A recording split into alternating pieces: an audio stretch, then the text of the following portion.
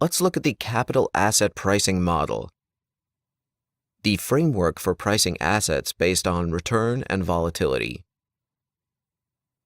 So what we're going to draw here is a line that starts at the risk-free rate. The risk-free rate has a positive return, as you can see on the vertical axis. And on the horizontal axis, it intersects the vertical, so it has no risk. So what you'll see here is that the risk-free rate, the point at which it touches the vertical axis, is its positive return with its risk of 0. So we can then look beyond that and draw a line at the level of risk where the market is. And this is where a company would have a beta of 1, the market level of risk. And as you can see, this line slopes, the orange line slopes up and to the right, which indicates that as return increases, so does risk.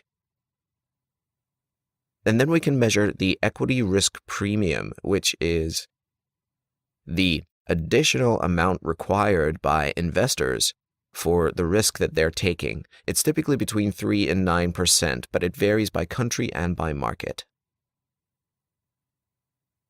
Let's look at some specific data points as examples. So as I mentioned, starting at this point, we have no risk and a small positive rate of return. Then as we stay on the line and we increase our risk to the level of the market, we now earn a higher rate of return. And that incremental rate of return, as measured on the vertical axis, is typically between 3 and 9%.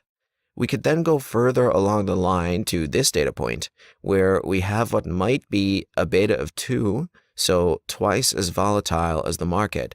And then we can see the corresponding rate of return on the vertical axis, which is higher than the rate of return was for a stock with the same beta as the market, which was that middle data point.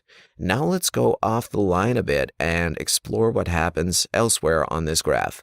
So at this data point, a company has a more attractive return versus risk profile than others because it's above the line, meaning it gets a higher rate of return, but with less volatility than is expected by this model. Conversely, a data point down here is the opposite. It's experiencing more risk, more volatility of return, but producing less overall return than is expected by investors. So it's important to think about how you can achieve high rates of return with lower risk where possible and what that means for the pricing of assets.